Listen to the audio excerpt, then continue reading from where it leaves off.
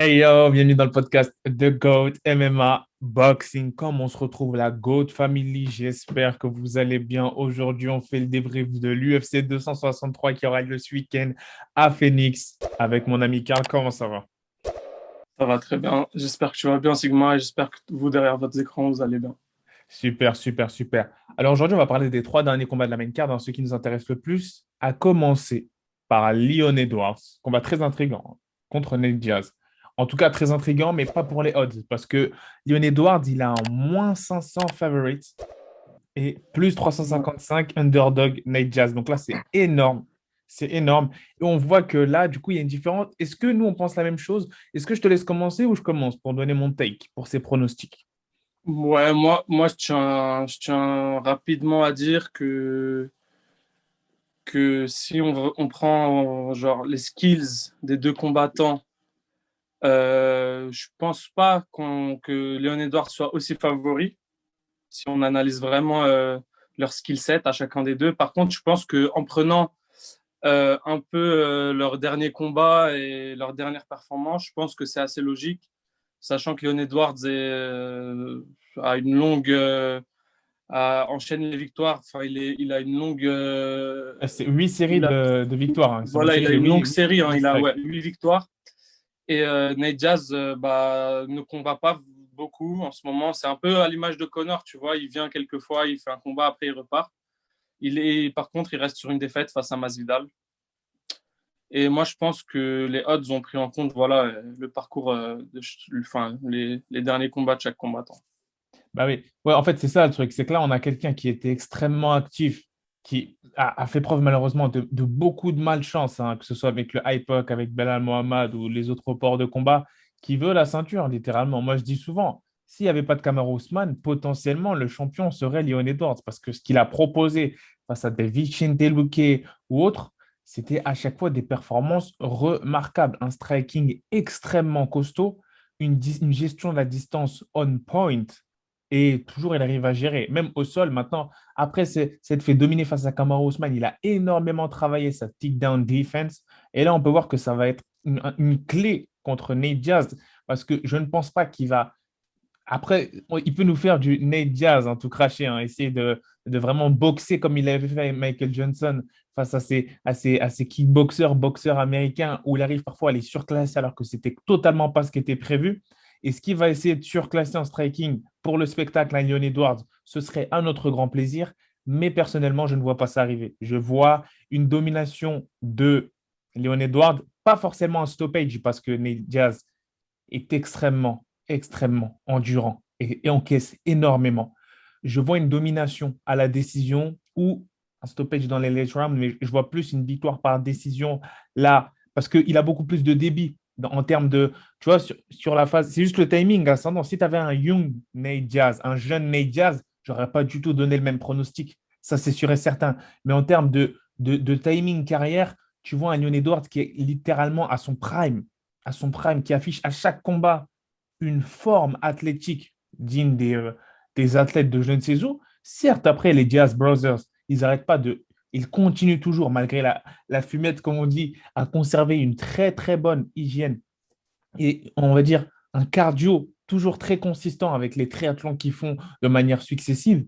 Mais je ne sais pas si ça va l'aider face à un striker aussi régulier et explosif et aussi well-rounded que Leon Edwards. Donc moi, personnellement, pour ce fait-là, je donnerais un petit plus, littéralement, à Leon Edwards. Je ne sais pas si tu es d'accord avec moi, mais moi, je Ouais, favorise à la décision le Leon Edwards.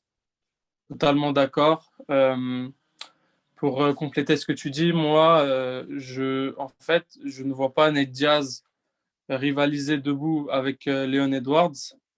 Et en fait, là où je vois Nate Diaz pouvoir arracher une victoire dans ce combat, c'est au sol. Or, ça fait depuis, je pense, depuis qu'il a eu ses deux combats avec Connor, son combat avec Pettis, son combat avec Johnson, son combat avec Masvidal, on voit bien que Nate Diaz, cette nouvelle version de Nate Diaz depuis 5 combats, en fait, ne va pas au sol. C'est un boxeur, il n'utilise que ses poings dans ses combats, il reste debout. comme s'il voulait faire plus le show que le résultat, comme s'il ne recherchait pas vraiment le résultat final et il voulait plus faire le show. Euh, je ne le vois pas gagner de cette façon. Je ne le vois pas gagner en venant comme d'habitude, se manger pendant 3 rounds des coups et se réveiller aux 2 derniers rounds. Je ne le vois pas gagner comme ça. Tout d'abord parce que Leon Edwards est un combattant intelligent qui ne va Mhm. pas essayer de chercher le chaos dans les premiers rounds. Il va tranquillement établir son striking, établir son contrôle voilà, debout. Ouais. Et, euh, et je pense vraiment que Nate Diaz, cette fois, la stratégie de se prendre des coups pendant 2-3 rounds, laisser son adversaire se fatiguer et revenir dans les derniers rounds et voilà, et lui mettre une pression et essayer de le finir par TKO, je pense que ça ne va pas marcher cette fois face à un striker vraiment, comment dire, très intelligent, très tactique, très précis. Hein, Léon Edwards, c'est pas un bourrin, il va pas chercher le KO comme Masvidal dans les premiers rounds. Il va pas tout donner dans ses coups. Il va savoir gérer son, tu vois, son volume de coups. Il va savoir gérer son cardio. Et voilà. Si Nate Diaz continue à faire ce qu'il fait depuis plusieurs combats, pour moi, il ne peut pas gagner ce combat et il va perdre par décision, je pense. Bah oui, parce que là, Je là, pense par décision parce que ça, parce que c'est vraiment un combattant difficile à mettre KO. J'ai du mal à voir Léon Edouard le mettre KO, même si c'est possible, mais ouais, je privilégierais le choix enfin, mon pronostic se tournerait plus vers, tu vois, une petite décision unanime. Voilà, pareil, parce c'est ce que que je vois. là où je te rejoins, c'est que ouais, ce serait une très mauvaise stratégie de la part de Nate Diaz de laisser Leon se fatiguer sur son visage, en envoyer des coups sur son visage. Très, très mauvaise idée parce que ça punch, ça punch. Donc, pour ce combat-là, la GOAT Family, on pronostique victoire par décision de Leon Edwards. On va voir si ça va se produire. Dites-nous si vous êtes du même avis que nous. Et si vous n'êtes pas du même avis, surtout, ce sera intéressant d'écouter votre avis, votre analyse en commentaire. Donc, vous êtes les bienvenus.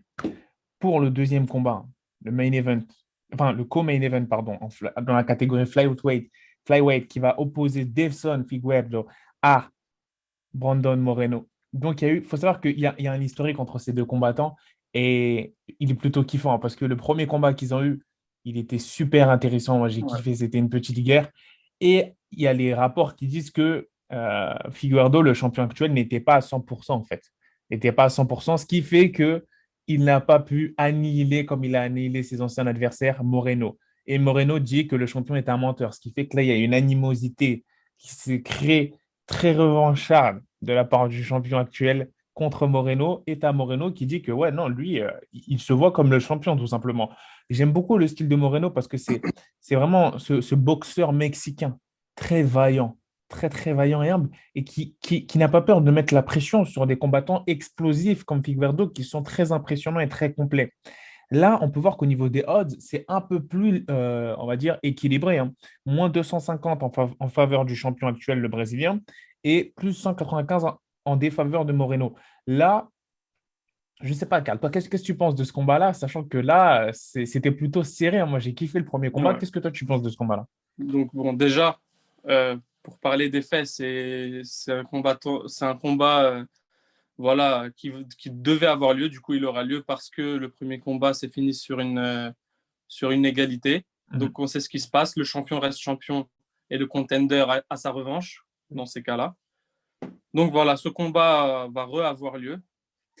Par rapport au fait de ce que j'ai vu du premier combat, alors juste pour rappeler rapidement, Figueiredo, c'est un combattant qui cut énormément pour combattre en flyweight. C'est un combattant vraiment euh, assez lourd et puissant pour les flyweight.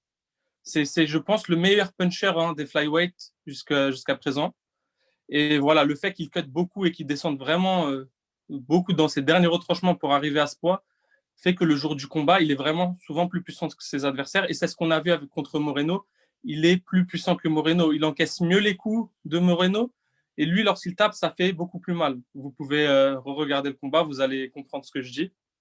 Vous allez le vérifier par vous-même. C'est vraiment dangereux pour Moreno parce que chaque coup de Figueiredo, parce que Figueiredo, il n'envoyait pas vraiment d'enchaînement, de combo. Hein. Il envoyait un coup par un coup et franchement, l'impact, on l'entendait. Et Moreno, même s'il ne le montrait pas tout le temps, je pense que ça lui faisait vraiment mal, hein. C'était déstabilisant pour lui de se manger des coups d'un adversaire aussi puissant par rapport à lui. Mais du coup, l'inconvénient, c'est ce qu'on a vu donc dans le combat, c'est que l'inconvénient pour Figueiredo, c'est que pendant le combat, il avait l'air de vraiment ralentir dans les derniers rounds. Et voilà, on avait l'impression qu'il avait plus de jus, quoi, rapidement, malgré tout, pour ça.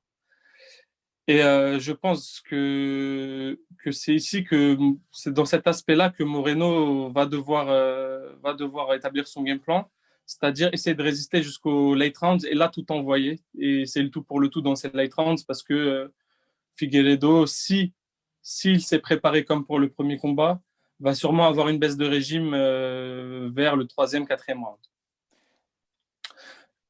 Voilà, moi c'est ce que j'ai vu du premier combat. Maintenant, c'était un très beau combat, c'était serré des deux côtés.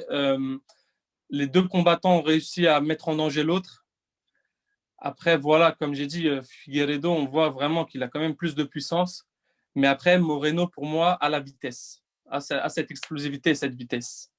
Les deux sont explosifs et rapides, hein, mais s'il faut vraiment les comparer, je pense que Moreno est quand même un peu plus explosif et un peu plus rapide. Mais Figueiredo est beaucoup plus puissant pour moi. C'est ça, en fait, et ça amène cette question, en fait. Le combat va se reposer là-dessus. Est-ce que Moreno va pouvoir, on va dire, résister à la foudre Figueiredo et C'est exactement ça. c'est simplement Figueiredo des premiers rounds, des premiers rounds. Du premier au troisième round, ça va être une guerre totale et un Ouais, assaut sur Moreno. Comment est-ce bien qu'il va sûr. gérer cette attaque? Faut vraiment que Moreno, une des clés, c'est de rester en mouvement et de jamais être collé contre la cage face à Figueiredo, parce que dans le premier combat, c'est ce qu'on a vu. On a vu qu'à chaque fois que Figueiredo euh, a pu le stabiliser face à la cage, le coller face à la cage, c'était vraiment très, très dangereux pour Moreno, hein. Il a évité plusieurs fois le KO comme ça. C'est Il ça, était à deux doigts à chaque fois de se faire mettre KO. c'est ça, c'est ça, c'est ça. Donc là, vraiment, ça va être ça. Franchement, là, est-ce que là, en fonction est-ce qu'on peut avoir des petites infos sur le Sherdog, car le petit instant Sherdog de Moreno et de Figueiredo, ils sont Oui, bien sûr. sur leurs 5 derniers combats. Ils sont à quoi? Ils sont à combien sur leurs 5 derniers combats et de combattants? Parce que là, ça va nous aider, je pense. Parce Alors, que, pour commencer par le champion Figueiredo, il est en fait sur. Voilà, si on compte pas son match nul face à Moreno, ouais, il est sur 5 victoires, dont 2 face à Benavidez, qui est un des top 3 de la KT, et un d'accord, vétéran, et un vétéran à l'UFC. Voilà, il l'a battu quand même Benavidez 2 fois. d'accord. Et Et comment- pour ce qui est de Moreno, The Assassin Baby, ouais. pareil, si on compte pas le match nul contre le champion Figueiredo, il était sur 3 victoires avant ça. Et il n'a pas fait de Voilà. rematch dans ces victoires-là. Parce que là, on sait que maintenant, on a une information, c'est que Devson, Non. il arrive parfaitement à se réajuster sur des combats de rematch, notamment comme ça a pu se voir face à Benavides. Est-ce que là, il va réussir à réajuster et à finish Moreno dans les premiers rounds? Moi, je pense que Devson sera très, très, très, ce Figueiredo sera très, très, très dangereux dans ce rematch-là. Et je lui donnerai un léger avantage. Voilà, je pense, voilà, je vais suivre un peu les odds sur ce coup-là. J'avoue, c'est un peu la facilité. Mais je pense que Figueiredo a un avantage, notamment, tu l'as dit, hein, en termes d'explosivité. Et que surtout, on parle d'explosivité, mais que ce soit dans ses soumissions ou dans ses strikes, il est extrêmement précis. Il est extrêmement propre dans sa manière d'exécuter tout ça. Et s'il arrive à ajuster un Moreno qui est très mobile, qui est très mobile, qui a un très bon timing, s'il arrive à l'ajuster et à prendre et à récupérer, regrouper les informations qu'il a eues de leur premier combat, that's a wrap. Ouais. Je pense que ça va être victoire je ne vois pas une guerre, hein. Je vois victoire avant la limite, avant le quatrième round de Figueiredo. Mais, mais ne soyez pas surpris. Ne soyez pas surpris. S'il y a que ce soit en anglaise, parce qu'il est une très bonne anglaise, Moreno, qu'on va dire, il surréagisse Figueiredo et qu'il se fasse contrer et que potentiellement il y a un accident et que Moreno la prenne. Ne soyez pas surpris parce que Moreno est un très bon boxeur. Mais je donnerais personnellement mon avantage à Ouais. Figueiredo avant la limite. Et je le répète, hein, une des clés, ça va être de ne pas se faire ajuster contre la cage. Il faut vraiment qu'il soit en mouvement, Moreno. Pour appuyer ça, j'ai l'exemple de Figueiredo qui met KO Benavidez. On se rappelle avec ce one punch knockout. Exactement. C'est exactement ce qu'il a fait. Il l'a bloqué contre la cage, il l'a ajusté et il l'a envoyé. C'était fini. Il l'a timé. Il était précis sur son coup. Benavidez est tombé net. Il ne faut vraiment pas que Moreno fasse la même erreur de rester contre la cage collé comme ça. C'est ça, c'est ça. Donc, moi, personnellement, j'ai donné mon avis. Est-ce que toi, tu penches vers l'un plus vers l'autre ou... Moi, je t'avoue que j'ai du mal à départager pour ce Ok, combat. pas de souci. Mais j'ai du mal, mais comme toi, j'ai du mal à voir Figueiredo le perdre sur une revanche. Voilà. Je pense qu'il va faire des petits ajustements. Je pense qu'il reste quand même un peu meilleur que son adversaire, sachant qu'il a vraiment un gros avantage de puissance dans cette catégorie à ce point-là. Je donnerais une victoire par décision pour Figueiredo. Après, si je peux donner un petit bémol et faire attention, c'est que Figueiredo, c'est un combattant qui est très émotif, hein. À l'inverse de Moreno, qui lui a un mental Exactement. froid à toute épreuve, qui est très calme dans la Exactement. cage, qui subit pas du tout la pression. Donc ça aussi, ça peut jouer en la défaveur de Figueiredo et en la faveur de Moreno. En C'est un fonction très bon point. voilà, des premières minutes, on va voir, hein, parce que Moreno, lui, c'est justement quelqu'un qui, si la personne en face de lui est énervée, c'est tout à la faveur de Moreno. Et là, il a l'air très, très, très énervé, ce Figueiredo. Donc, on verra. On verra. On a dit nos points. J'espère qu'il va réussir à contrôler ses émotions, Figueiredo, et à ajuster. Et normalement, tout devrait bien se passer. Sinon, je pense on est là pour un petit upset. On va passer au dernier combat de la main card, le main event. Le main event qui, là aussi, une revanche, hein. C'est vraiment la soirée des revanches, là. Ouais. Entre Israel, The Last Style Bender, Adesanya, face à The Italian Dream, Marvin Vettori. Et là, c'est vraiment un combat qui est resté en travers de la gorge de Marvin et il n'arrête pas d'appuyer sur cette épine à Israël Adesanya. Il n'arrête pas de lui appuyer là en lui disant je t'ai battu. Donc, il y a vraiment un mental game entre les deux qui est vraiment très, très intéressant. Et là, c'est plutôt moins 286 en faveur de Israël Adesanya et plus 225 en défaveur de Marvin. Moi, personnellement, est-ce que tu veux que je commence? Parce que moi j'ai beaucoup de choses à dire sur ce combat-là. Mais est-ce que tu veux commencer ou j'y vais? Je te laisse commencer. Je te Ok, laisse super. commencer. Super, super, super, super. Il y a beaucoup de gens qui, j'ai l'impression, se méprennent. Il y en a beaucoup qui disent que ça va être Walk in the Garden pour Israël Adesanya qui va le détruire en striking, qui va complètement se balader. Et parce que tout le monde sait ce qu'il va faire, entre guillemets, Marvin Vettori. Et j'ai envie de te dire, ouais, mais Marvin Vettori, souvent, tu sais ce qu'il va faire, mais il le fait. Parce qu'en fait, c'est un combattant qui a été extrêmement constant, hein, sur ces 5 derniers combats-là. Et à chaque fois qu'il a affronté un striker ou qu'il n'a pas eu le temps de se préparer, il s'est reposé sur sa lutte. Mais il a réussi à implémenter sa lutte. C'est exactement ce qui s'est passé face à Big Mouth. Face à Big Mouth, euh, il s'était pas préparé pour un striker tel que Big Mouth. Et on a vu qu'il était en striking, Big Mouth était au-dessus. Au-dessus. Et donc, lui, il n'a pas pris de galère, il la maîtrise au sol, il a gagné la décision. Faut faire attention. Faut faire attention parce qu'Israël Adesanya, il a cette force de chaos. Il a cette gestion de Ouais. la distance et il travaille actuellement sur sa takedown defense. Mais il faut faire Bien sûr. attention à ne pas perdre sur une décision totalement moche. Parce que Marvin Vettori, c'est pas un combattant que j'affectionne particulièrement dans son style, mais dans son efficacité, il m'impressionne énormément. Énormément. Parce que s'il veut t'amener au sol parce que tu es dangereux, il va le faire et il va te garder au sol. Et là, sachant que il était sur tous ces combats concentrés, il a suivi la carrière parallèle de Israël Adesanya et il a vu les difficultés qu'a rencontré Israël Adesanya dans sa première défaite face à Blachowicz. Il se dit, dans sa tête, il se dit c'est cuit. Je vais aller le wrestle, le mode pour aller chercher cette ceinture. C'est la clé. Pour lui, c'est ça la clé. Maintenant, Bien sûr. il ne faut pas se reposer là-dessus parce que Israël Adesanya, clairement, il ne faut surtout pas, surtout pas, surtout pas croire que ça y est, il a perdu face à Blachowicz. La clé pour battre un Adesanya, wrestling. Non, c'est pas juste ça. C'est pas juste ça. C'est-à-dire que le mec, il commence, et là, il faut pas oublier qu'il vient d'avoir une ceinture de Jiu-Jitsu. Enfin, je veux dire, je ne sais plus c'est laquelle récemment qu'il est, violette, je crois, c'est ça. Euh, il travaille énormément sur son ground game, énormément. et ça reste un killer en striking. Je C'est pas, pense, ouais, c'est pas juste ça, comme tu dis, ouais, c'est pas juste ça. On peut citer rapidement, voilà, Derek Bronson, c'est un lutteur. Il a pas réussi à, il a ça rien, s'est très il mal s'est fait passé. mettre KO, il s'est fait mettre KO. Derek Bronson, il l'a même pas amené une seule fois au sol. C'est ça, c'est ça. Et Donc là, c'est et pas là seulement, ah, voilà, comme tu dis, c'est pas seulement lutter pour lutter. C'est pas bien ça. sûr, bien sûr. Et je parlais de l'aspect mental, mais là, cet aspect mental, il est décuplé fois 10 000 dans ce combat-là, parce que là, tu as un hungry Marvin Vettori, Marvin Vettori en colère, comme on l'appelle, il a vraiment en travers de la gorge. Et ça, c'est excellent pour Israël. Parce que Israël, même, je ne sais pas si vous l'avez vu, la God Family dans les dernières interviews, il fait exprès d'énerver Marvin. Il est dans la tête. Il dort dans la tête de Marvin depuis je ne sais pas combien de temps. Il dort dans sa tête et il va vraiment jouer là-dessus pour le trigger, pour que justement il overextend ses coups. À partir du moment où il va essayer d'overextend une fois, Marvin, il peut se manger une Whittaker crochet gauche ou un truc comme ça. Et c'est exactement. Regardez tous les Andy et tout, regardez tout.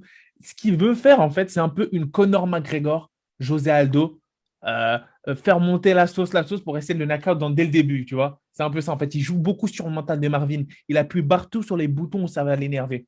Pour après que Ouais, lui, bien il sûr. arrive et il propose un striking cold, cold, en contre, à distance. Tu viens pour les jambes, tu viens shooter sur mes jambes. Genou, je bouge sur les côtés, genou, sprawl and strike. Que du sprawl and strike. C'est ce qu'il va essayer de proposer littéralement dans ce combat-là. C'est littéralement ce qu'il va essayer de proposer. Et moi, je Bien pense sûr. que, sachant qu'il a des très bons coachs en ajustement, que ça s'est bien passé, qu'il a goûté un peu à la force, et que surtout, je pense que dans l'évolution des fighters, malheureusement, c'est vrai, Marvin Vettori, il a évolué, notamment dans ses mises au sol et dans son timing. Il a beaucoup évolué sur cet aspect-là. Mais Israël Adesanya, sur plus d'aspects, je lui donnerais ce crédit-là d'avoir évolué dans son MMA game, on va dire, overall. Je pense c'est un combattant plus complet, plus évolué. Et ce gros avantage en striking, sachant qu'il a une très bonne boxe, Marvin Vettori, mais ce gros avantage en striking et ce timing et le fait de le détruire par les feintes, entre guillemets, en perturbant ses respirations comme il l'a fait avec Paulo Costa, je pense que ça va jouer en faveur de Adesanya et je lui donne la victoire. Peut-être pas par KO, peut-être pas. Quoique, quoique, parce que là, il a dit Adesanya, son objectif, c'est qu'il n'y ait plus aucune discussion. Tu as profité du fait que j'ai perdu, que j'ai gagné par split decision pour faire ta carrière sur moi. Là, je vais te mettre KO au premier round. C'est son objectif. Mais je pense que ça, c'est vraiment un mental game. Je pense pas qu'il va essayer de chercher le visite KO au premier round. Tu vois ce que je veux dire? Je Ouais, pense c'est qu'avec clair. son coach, Eugène Berman, je pense pas qu'ils vont faire ça en fait. C'est pour pousser en fait à croire que ça va être plus facile de shoot for the legs pour Marvin Vettori. Je pense que c'est un mental game. Mais je Bien pense sûr. qu'il va vraiment jouer la sûreté, la sécurité. Et je pense qu'il va avoir la unanime et ça va être, on va dire, une domination totale de Israël Adesanya, c'est mon take, Faut- en striking, en sprawl et en timing, tout simplement.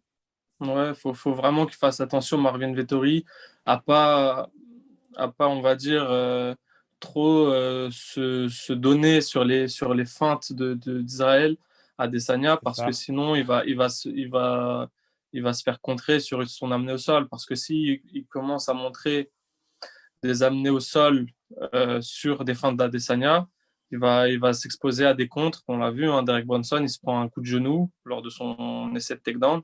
Là, pareil, il faut faire attention, l'uppercut, le coup de genou. On sait très bien que c'est des contres, c'est des contres vraiment qui sont beaucoup utilisés pour contrer des amenés au sol, ou même le sprawl, hein, sprawler après être dans une position avantageuse au sol. Il faudrait qu'il fasse attention à ça, Marvin Vettori. Il ne faut vraiment pas qu'il se jette trop tôt ou trop téléphoné sur ses takedowns. Vraiment, c'est une Exactement. des clés du combat pour lui. Adesanya, une des clés du combat pour lui, c'est l'inverse, c'est de ne pas trop se jeter dès le début sur son striking, trop envoyer avec des intentions de KO, parce que sinon, il va se faire amener au sol. C'est pareil. Le jeu, il va être voilà, de jouer sur les feintes et les timings pour un des combattants toujours rester debout et l'autre essayer d'aller au sol dans ce combat. Ça va être la clé. Le jeu, il est là. Est-ce qu'il va réussir à amener au sol qui enfin plutôt, est-ce que dans ce cas-là, c'est est-ce que Vettori va amener au sol Adesanya et si oui, va-t-il pouvoir le finir, on va voir.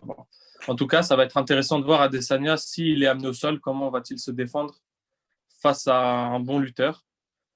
Et on va voir s'il a progressé sur cet aspect de défense. Voilà, est-ce que sa garde s'est améliorée au sol? Mais moi, pour tout dire comme toi, j'ai du mal à le voir se faire amener au sol comme si facilement et se faire dominer. C'est ça, en fait. En fait, comme tu l'as très bien mentionné, Carlin, euh, le combat va revenir à celui qui maîtrise justement ce faux rythme, celui qui arrive à imposer ce faux rythme sur son adversaire. Et The Style Bender est très bon à ça. Grâce à son background en kickboxing, est extrêmement Et bon. il faut pas oublier qu'il a un très bon jeu de jambes, ce qui aide beaucoup pour défendre les amener au sol. Ça aide vraiment pas mal. C'est très important. Il sait où mettre ses jambes, il sait comment bouger ses jambes, il connaît les angles.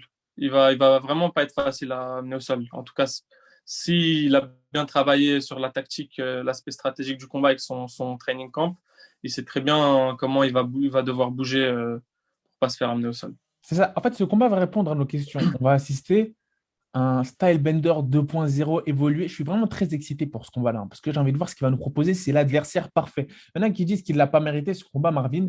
On peut dire ce qu'on veut, c'est pas grave. En tout cas, moi, j'aime bien le match-up. Moi, j'aime bien le Ouais, match-up. ils ont dit qu'il l'a pas mérité parce que je pense qu'il se réfère surtout à son dernier combat, voilà, Ouais, qui a été jugé d'assez ennuyant contre Big Mouse Hollande. ouais, Mais voilà, comme tu dis, il faut rappeler que c'était un short notice. ouais. C'est que Big Mouse a fait face à Marvin Vettori pour remplacer un autre combattant. Donc Mhm. bon, enfin les deux n'étaient pas prêts pour C'est ce ça, style, pour c'est ça. ce match-up de style et Vettori, du coup, il était obligé de sécuriser, de coller Hollande, l'amener au sol et gagner de cette façon. Mais voilà, c'était un peu biaisé. Maintenant, on Ouais, va voir. Là, il a eu tout le temps de se préparer face à un gros striker, le plus gros striker de la catégorie pour moi, et un des plus gros strikers de l'UFC, tout ouais. simplement. Et là, là, on va voir ce qui. Voilà, il a le challenge le plus dur de sa carrière maintenant, Vettori. On va voir comment il va gérer ça. C'est ça, c'est ça. Ouais, voilà, en fait, moi, c'est vraiment ça. Je pense que là, Stylebender a l'opportunité de faire taire énormément de critics et Marvin a cette opportunité-là de mettre Italia on the map of the world. Donc, ça va être vraiment très, très intéressant, sachant que les deux sont vraiment très focus sur ça. Donc, je donnerais l'avantage pour finir, pour clôturer à Israël, Bien sûr. unanime ou premier. Allez, je vais jouer la facilité sur celui-là. Soit victoire premier round, mais ça m'étonnerait. Soit unanime, mais je donnerais sur Israël. Et si, on va dire, Marvin Vettori l'emporte, je ne serais pas étonné, hein. Mais par contre, ce qui me surprendrait beaucoup, ce serait que Marvin Vettori l'emporte par KO sur un strike. Ça me Ce surprendrait serait très énormément. surprenant. Très Ouais, ouais. surprenant. Par contre, ouais, Sachant que Blakovic et d'autres comme Romero ou Paulo Costa n'ont pas réussi, ça m'étonnerait que Vettori le fasse. c'est Mais ça. bon, c'est du MMA, hein, C'est c'est du des petits MMA, gants. tout est On sait possible. jamais. Voilà, c'est ça, On c'est sait ça. jamais. Mais sinon, ouais, si Mais, c'est Vettori qui l'a, je pense que ça va être du moche ground. Voilà, tu mais vois je ce que je veux pense, dire? ouais, ouais, je pense que celui qui mise celui qui parie de l'argent sur Vettori par KO, je pense qu'il devient riche hein, si ça arrive. Hein. Clair, clair, clair, clair, Parce que clair. je pense que c'est vraiment. Enfin Mettez bref. Vettori par KO, non, mais m'écoutez pas, mais Non, mais, non, si mais, vous voulez. ouais, non, mais ça n'arrivera pas. Ne le faites pas, ça n'arrivera pas. Ah, c'est ça. Et Ça du n'arrivera coup, du clairement. coup, du coup, avant de clôturer, je vais finir avec un petit combat bonus parce qu'il y a notre Frenchie Fares Ziam aussi qui combat dans cette carte-là en carte prelims contre Luigi Vendramini, le Italo-brésilien, ceinture nord de Jiu-Jitsu.